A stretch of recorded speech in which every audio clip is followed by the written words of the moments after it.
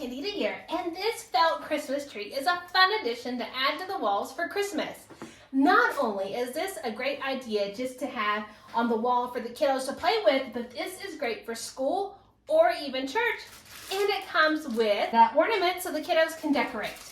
Now the tree here, it actually has the little Velcro backings, and our ornaments have the little backing here.